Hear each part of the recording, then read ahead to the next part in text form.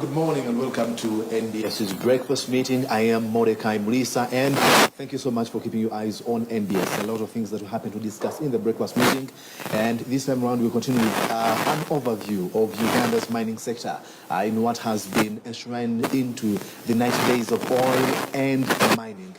And that's where we are putting our focus. And I will start with telling you about a brief about this wonderful sector. The mining industry in Uganda is documented as early as 1920s. And according to the documents, it is said that it witnessed a boom in the 1950s. And away from that, actually, with a record of 30% of the exports that we are getting out of this country.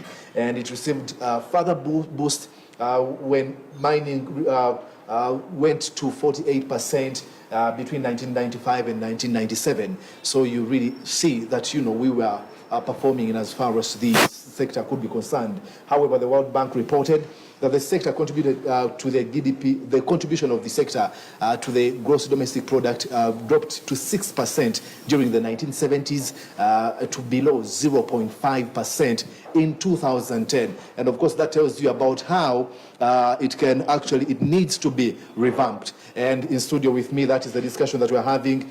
With me is Mr. James Natukunda, the principal geologist from the Directorate of Geological Survey Mines, commonly as DGSM. And not only that one, it's Agnes Alaba, the acting director, Directorate of Geological Survey Mines. Good morning, ladies and gentlemen. Good morning. It's a pleasure having you.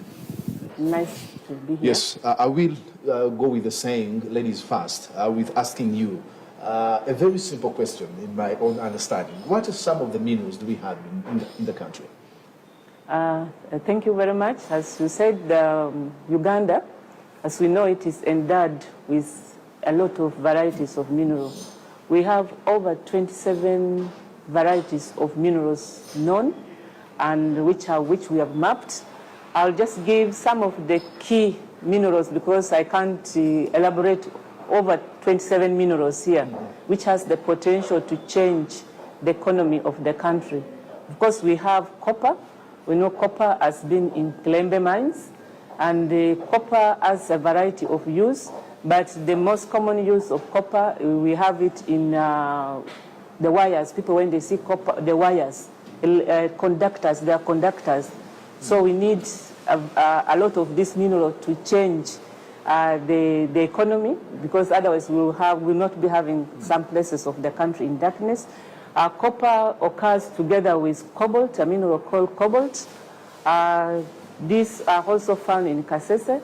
Cobalt is used in aerospace. It's as in the aircraft. They perform parts of the aircrafts. And cobalt is also used to tint vehicles. If you see the blue tints on the vehicle, that is it's cobalt. Then we have gold, which occurs widely in the country. It's found almost everywhere. And gold is used as bullions. Gold is it's almost money itself. Gold is used as jewelries. You see in watches, you find necklace. That is gold. Even in electronics, you find gold there. So Uganda has a variety of minerals where gold is found in almost all parts of Uganda. I can just mention a few. Busia, you have in Buwejo, and then in Karamoja region. Even in the north, in Arua, we have gold almost in every terrain. Then we have iron ore, which is mostly in southwestern Uganda and in eastern Uganda. Iron ore is used for steel. There are various products of steel. When you produce steel, you can use it in building construction. You can see some bicycles are made of steel. Steel is used it has a lot of applications. Right now that you have a number of constructions coming up in bridges, they are making up ship. Those are all steel products.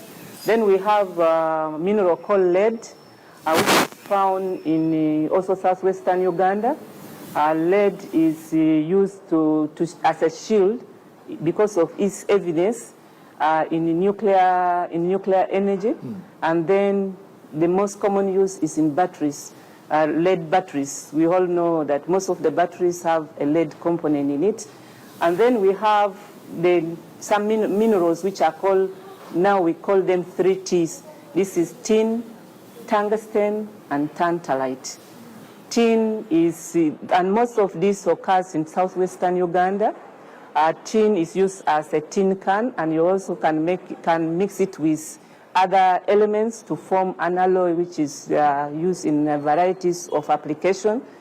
Then we have tantalite, which is used in electronics. Most of the computer parts have some tantalite, and it can also be used as an alloy. Then we have tungsten. It is a very high melting point mineral. This is used in making hammer plates. It's used in the military. Tungsten, there is also what is called a tungsten carbide. Used it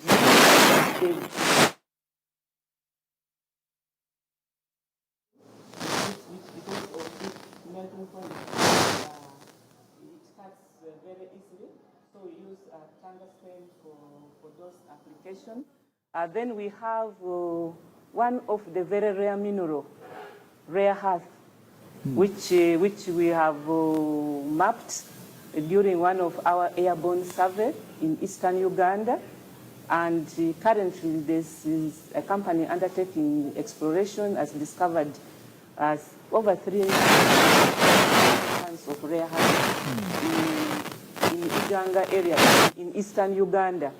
And rare earth has a wide applications in electronics, in computers. Most of the parts you see is made of rare earth, in motor vehicles. Even some of these studio lights are coming out of rare earth minerals. So this is one of the minerals which we expect that is going to change the face of the mineral sector. If once we get into the development phase, I'm just giving you a picture of the mineral potential. Some of them are still at the exploration stage. Others have gone to the mining stage. Those are as far as metallic minerals are concerned, but we also have industrial minerals, because people only think about the glittering mineral. That's what I'm calling metallic. That is the ones I've mentioned, just a few, but there are quite a number. We have industrial minerals such as limestone, which we know its application widely in cement production. We have this in Kasese and in Karamoja. No, Kasese is limestone. Karamoja, we have marble being used for cement production as well as cutting tiles. Like some of these tiles which you see, this one is not made of marble, but there are tiles which are made of the rock called marble, basically calcium carbonate, with some magnesium part of it to form tiles. Then we have minerals like phosphate, which is in eastern Uganda at Sukulu. And phosphates are used as fertilizers to improve the soil fertility. That's a good link to agriculture. We also have vermiculite. It's another mineral which is used in improving the soil fertility, and this we get it in eastern Uganda, in Manafa. There are a number of other industrial minerals. We have what is called kaolin. It looks like chalk, but it has a good application in paints, making paper. It's used in making insecticides, the pesticides. It's also used as an additive to the ceramic. When you are making the tiles, you need to add in the kaolin and also the feldspars, which are used in the ceramic industry. Then we have gypsum, which is one of also the ingredients to the cement production. And gypsum, we get it in southwestern Uganda. When you are producing cement, you need to add in some gypsum to control the rate of the chemical reaction. I can end up with what is called the one which is the key industrial mineral which is coming on board now is dimension stone, the granites, which we see. All those are minerals. When you see any part of the earth material, it has some composition of mineral, but in some proportions. Stones are now being cut and polished from Uganda here to make tiles, and that we call them dimension stone. You can polish granites, which we find everywhere in the country. Well, thank you so much. I'll come to you, James. She mentioned about Chirembe, and then when she was talking about copper, if you ask Ugandans about their knowledge and as far as mining could be concerned, many have heard about Chirembe in Kasese and copper. Would you tell us, what were the major mines, and are they still functioning to date? Thank you very much. Hi. That's a very good question. As you stated earlier, mining started way back in 1920s when the Department of Geological Survey was created in 1919. Then you have exploration that happened between 1919 to 1927 when the mining started. So from that time up to around 1950s, Kirembe mines, exploration was going on, and then Kirembe mines for copper and cobalt was discovered. But it is not the only mineral we had discovered in the past. We have, like she was mentioning, metallic minerals like tin, tungsten, gold itself, beryl, which is also beryllium, phosphates, columbite tantalite, which is normally called coltan. She was called coltan, and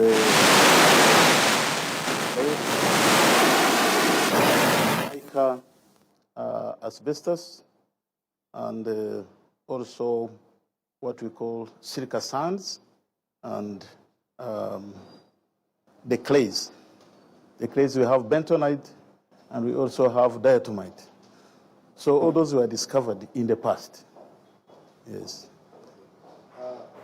One would want to know, what are the common minerals mined? So currently, yes. Oh, thank you very much. Most of the minerals which are discovered in the past are currently being mined. But to be very specific, we have 2 licenses for mining, and we call them mining lease and also location licenses. And those ones are given to mine particular mineral products. So if I'm to mention what is being mined today, gold is number one on the list because it is so scattered, so distributed all over the country, and our Ugandan gold is very easy to discover. So most people are engaged in mining gold, especially the small channels. We are getting it from the alluvials, or what we call the pressure deposits. And they've also started getting it from the hard rock. So we also have the philites, which you mentioned. That is the tin, tantalite, and tungsten. They are commonly known as 3Ts. They are being mined. And we also have beryl. We also have iron ore. We have lead. And industrial minerals like she mentioned, limestone, marble. And we also have pozzolana. Pozzolana, these are volcanic rocks, but rich in the carbonate content. So they are blended with other mineral products like iron ore, like kaolin, to make what we call pozzolana cement, which is very common in our markets. And then also phosphates are being mined. There's a big phosphate mine at Sukuru in Tororo district, and mainly mined to make fertilizers for application in agriculture activities. We also have vermiculite, which is mined in Amekala in Manafa district. We have kaolin, which is mined in Mutaka in southwestern Uganda, and also in Bweju, a place called Chivaria in Yashitoko. We have feldspar. Feldspar, these are found a key mineral in a certain rock called pegmatite. Some of these terminologies we can't simplify, but it's a rock called pegmatite. It's very rich in feldspar, and it's widely applied in ceramics, which we use in our domestic purpose for domestic purposes. Then we have granite, which is, as she explained, becoming a key industrial mineral in Uganda. Then we have bentonite. Bentonite is used in drilling freshwater wells, and also for oil and gas drilling, and also geothermal energy. So it's mixed with other components, and then they form what we call the drilling mud, bentonite. It is also applied in medicine. And then we also have the silica glass sands, which are being mined. One of the licenses is in Nakasongola. So those are the minerals which are currently being mined, especially by the private sector. Agnes, how does one get into mining? We've seen reports where stories have been done. Government has halted these people that have been involved into mining. And some would be interested to know, how does one get into mining? Thank you, Mordecai. For one to get into mining, doing any activity related to mining, whether exploration or exploitation of minerals, you need to have a license. The entry to the mineral sector is on first-come, first-served basis. It can be an individual or a company which has technical and financial capacity to undertake exploration, prospecting, and mining the mineral. So we have a variety of licenses that we issue. If you are an individual, you need to be a Ugandan. We cannot give licenses to foreign individuals. Companies are granted licenses provided the company is registered and incorporated in Uganda. And for companies to get a license, you need to apply for a license. The first entry license to the mineral sector is what we call a prospecting license. A prospecting license is a license which enables somebody to get into the ground within the boundaries of Uganda and prospect, look around, search for minerals. Some people call it a loitering license. You are looking for a mineral of interest. So you are prospecting, and that is the first key entries. Before undertaking any activity, mining or exploration is granted for a maximum period of 1 year. I understand there are some people outside there who may be holding a prospecting license and said, I have a mining license. A prospecting license does not confer upon the person holding the license to mine. You are just supposed to look around in Uganda where there is no license and determine and pick a sample and analyze and test whether there is some potential. So when you have done that, the next step is an exploration phase. You can, from prospecting, you can go to exploration, or after you're prospected and you have determined that the mineral you're looking for is there in economic quantity, then you can go for mining. But normally from prospecting, you go to exploration. An exploration license means that you have identified the mineral which is of interest, but you are not yet sure. You have identified an area to undertake exploration to further determine the quantity and the quality of the mineral on the ground. This is granted for an initial period of 3 years, and thereafter it can be renewed for 2 years and another 2 years. So it's granted for a maximum of 7 years, and in an area not exceeding 500 square kilometers. That is a prospecting license. It allows the holder it's not prospecting, exploration. It allows the holder of the license to explore and take detailed exploration activity to determine the quantity of the mineral. So after a successful exploration project, you can now advance to mining. As my colleague James has indicated, with mining operations, we have 2 types of licenses which we grant for mining activity. That is what is called a location license, which is a small scale, which is granted for small scale mining operations. That's the one we are using in those ones in Mubende. Most of them have location in Busia. We've granted location license even in Karamoja, Buwejo. Those ones allow one to undertake small scale mining operations to a magnitude of not being mechanized. And when the law was formed, we had envisaged that 10 million was the cap for somebody doing an exploration license in Uganda, should have a capital of 10 million. But we have seen that this has been overtaken by inflation, and we are reviewing the law to revise some of those provisions. And then the another license for mining is a mining lease. A mining lease is granted to a company who can undertake now mining. You have done feasibility study, and you have established a mineral reserve, a whole reserve. But if at the time when you have established this reserve, maybe there are certain conditions which is beyond your control, like now we have COVID-19, it's impacting on some of the mining operations. You can have a time when there is economic instability, the fall in metal prices, conditions behind your control. You can, before you get a mining lease, you are allowed to get what is called a retention license to just to address a condition which is of temporary nature, which can be overcome and when that condition clears, you are expected to proceed to a mining operation. So a mining license is granted for 21 years, and if the ore is still there, it can be renewed for 15 years consequently. Location license, which maybe what I didn't emphasize, is that location license is granted for a period of 2 years, and this is basically a license to encourage local participation. Okay. Yes, with participation of Ugandans of about 51%. Well, thank you.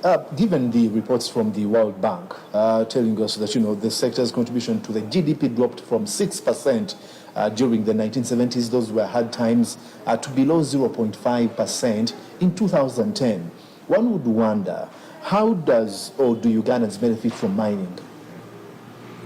How do Ugandans benefit from mining? Oh. So we noticed that there was a drastic contribution from the mining sector to the national economy in terms of GDP. In the past, mining was conducted by foreigners, the colonialists. That is from the 1920s, 30s, up to 70s, when there was political turmoil, and they were expelled from the country.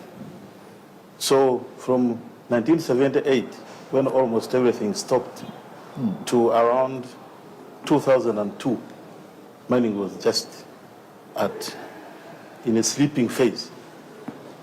So there were just very little contributions from like gold exploration, mining from what I call the pressure deposits, like rivers, stream beds, and some colluvial material, which people were getting little market to sell, and thereby getting very little income.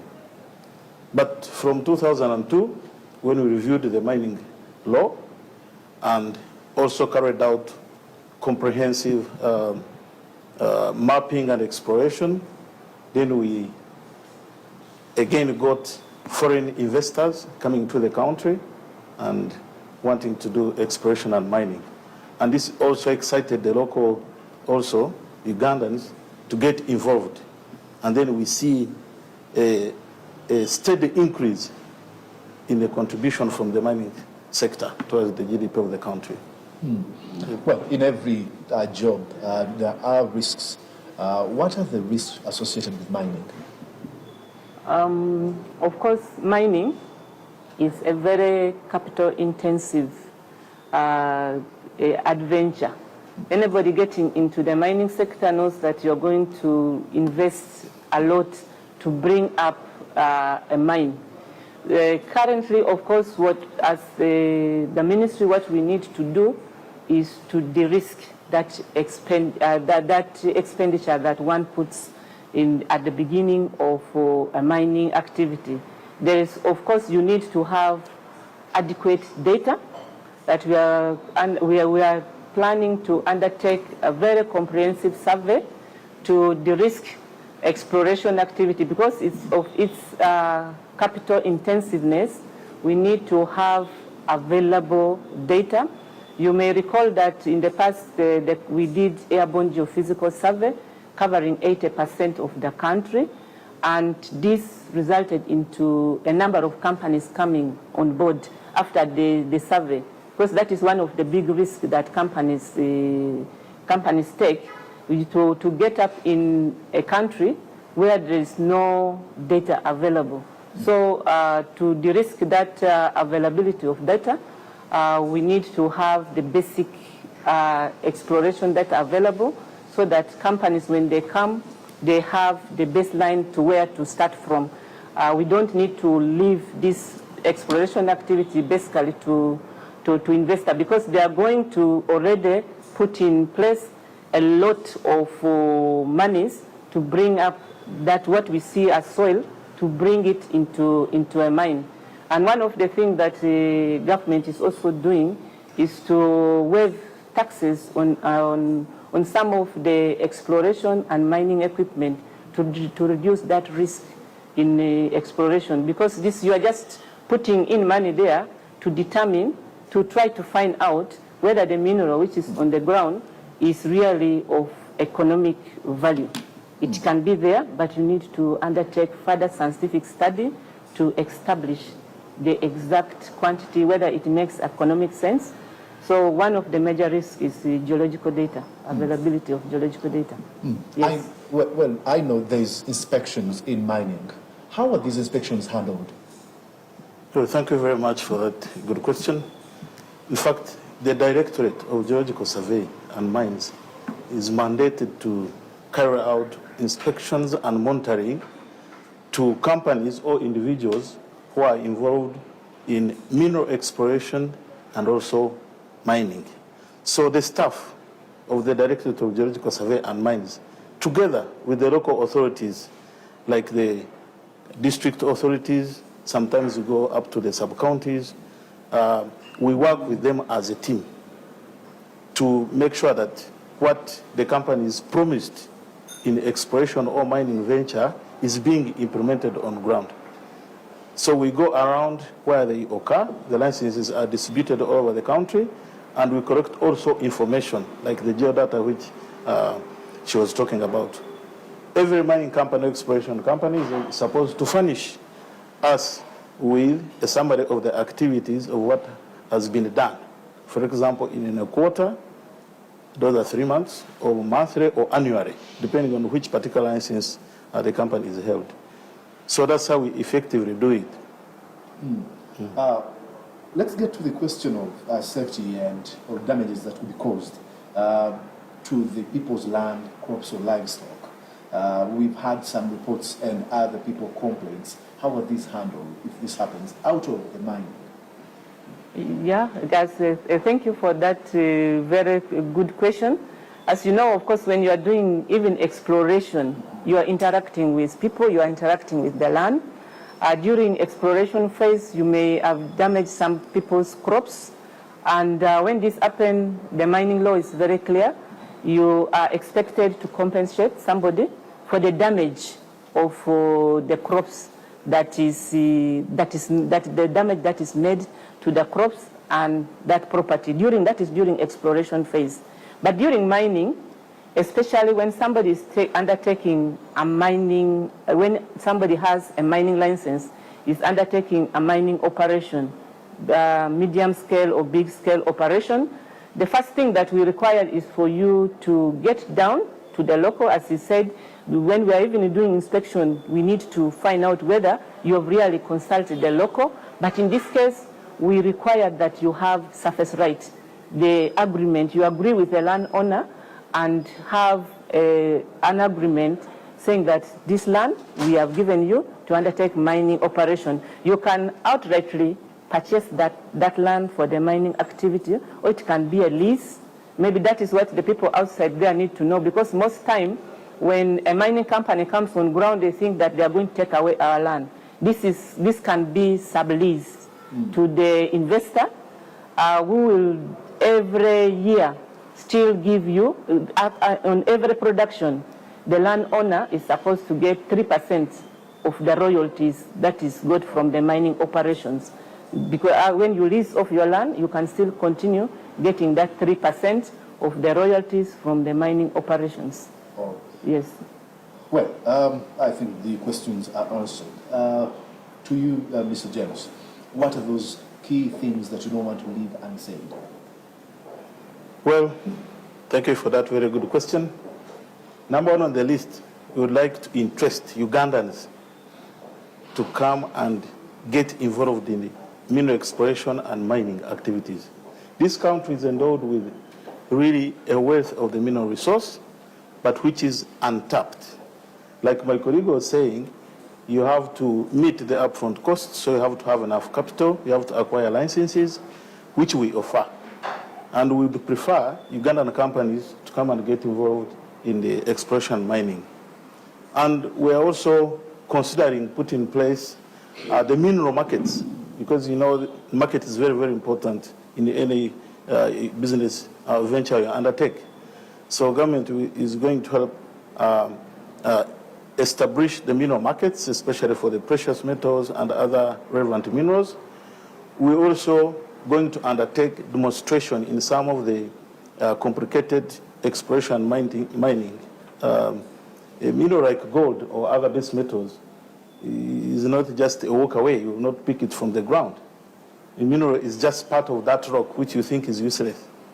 So we intended to, in future, guide those involved in exploration and mining, put demonstration facilities to make sure that their exploration and mining is successful. Yeah. Well, you talked about adequate data or exploration data. If someone, like we talked about that person that is interested in mining and would want to venture into it, where do they get information about this? That's your conclusion, really. Thank you for that. I would want to tell everyone there and whoever is out there that the mineral sector is one of the sectors which has now fully gone online. To access geological data, any mineral information data, you can just visit our website online. Even applications for licenses are now all online. You don't need to come to Entebbe to get a license. You make your applications online, and payments are all made online. We have our system synchronized with the URA payment system. The only first time that you need to come to the head office is when you are registering. When you are registering with the system and you are given a password to access the system, that is the only physical contact that we expect to have you. But data, they are all available online, and you can this is just to promote the investment in the sector. So every processes is now digitized, and we believe that this is going to really cause a turnaround time in the processing of the license, and it will also enable us to now undertake serious inspection and monitoring. We are introducing very stringent measures on non-performance, and that is why we want to digitize all our licensing process so that we will remain with monitoring of compliance. That is when we all need to be on the ground. The licensing system and any available information and data is online. You don't need to come to Entebbe. That is where our offices are, though our head office in Amber House, but everything is basically online. And we'll just be on compliance monitoring on the ground. And we already started that. We already started cleaning up the system of those non-performers, and this will continue until we clean the sector out of speculation practices. Thank you. Thank you so much, James, for paying a visit and having a conversation with us. Thanks for having me. Agnes. Thank you very much. We just cannot go beyond this, but just like James said, Uganda is extremely endowed with a lot of wonderful and priceless minerals, and they have not been fully tapped or used, and it is upon you and I. Just like you say that everything is getting digitalized, it's a matter of getting online and getting to see how we fully get involved into this wonderful sector. I am Mordecai Mulisa. The first half of the breakfast meeting ends now, and we are coming back shortly. Good morning.